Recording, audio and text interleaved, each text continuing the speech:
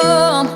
Strangers on the run, looking for something, chasing the sun.